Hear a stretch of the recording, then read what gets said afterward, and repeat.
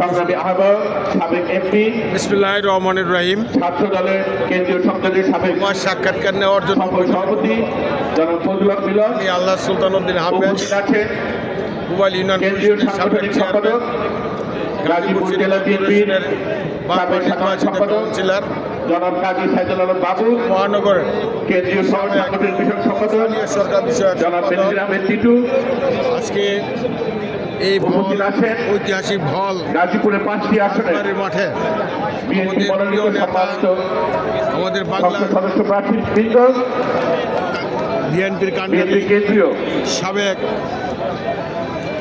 কমিটির নেতৃবৃন্দ, বারবার নির্বাচিত গাজীপুর জেলা মহানগর বিএনপি অঙ্গ ও সহযোগী সংগঠনের নেতৃবৃন্দ এবং আমার সামনে হাজার হাজার অনুসরণ করবে নেতা কর্মী এবং সুধীবৃন্দ, আসসালামু আলাইকুম ওয়া রাহমাতুল্লাহি ওয়া বারাকাতুহু।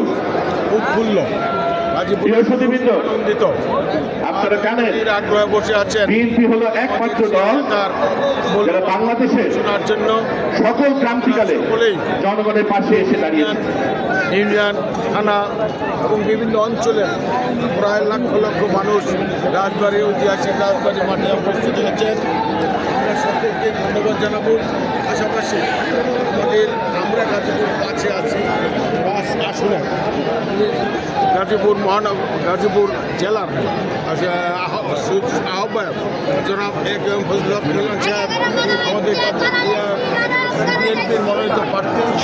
আমরা বিশ্বাস করি যে আমাদের আগামী দিন আমাদের এই নেতা ফজলুল মিলন সাহেব নির্বাচিত হবেন হাজার হাজার ভোটের ব্যবধানে ইনশাল্লাহ। তেমনিভাবে আমাদের গাজীপুর 2 সাবেক প্রয়াত মেয়র, গাজীপুরের মহানগরের অভিভাবক, গাজীপুর সিটি কর্পোরেশনের অভিভাবক ছিলেন, তার সুযোগ্য পুত্র মঞ্জুরুল করিম রনি, উনিও লক্ষ লক্ষ গুণের ব্যবধানে ইনশাল্লাহ আগামী দিন নির্বাচিত হবেন। আমরা বিশ্বাস করি যে আমাদের গাজীপুর 5টি আসন রয়েছেন, প্রত্যেকটি আসনে আমাদের বিজয় হবে। আমাদের তিনবার আমাদের স্বেচ্ছাসেবক দল গাজীপুর জেলা স্বেচ্ছাসেবক দল ধন্যবাদ।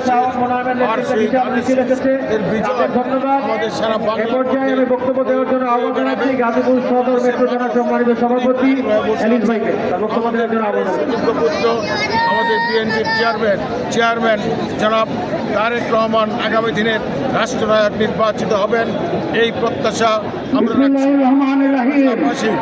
আমরা আজকে এই গাজীপুরবাসী এই বিশাল নির্বাচনী জনসভার পড়ে আমরা সম্মানিত সভাপতি এসেছিলাম গাজীপুর জেলা বিএনপির যে মাঠটা বিপ্লবী সভাপতি জনাব শওকত হোসেন সরকার 2005 আমাদের মাঝে আসছিলেন, প্রধান অতিথি হিসেবে উপস্থিত থাকবেন আজকে বাংলাদেশ জাতীয়তাবাদী দলের চেয়ারম্যান পড়ে তার যে আগামীর রাষ্ট্রনায়ক, তার যে কথা, তার যে স্বাধীনতার মহান ঘোষক তার যে জিয়াউর রহমান দেশের জন্য এবং খালেদা জিয়ার সুযোগ্য উত্তরাধিকার ইনশাল্লাহ বাংলার আগামীর রাষ্ট্রনায়ক, বাংলার বাংলাদেশের প্রাণ অবশ্যই তারেক রহমান হিসাবে দেখতে চাই। আমাদের মাঝে উপস্থিত আছেন মানুষ আমাদের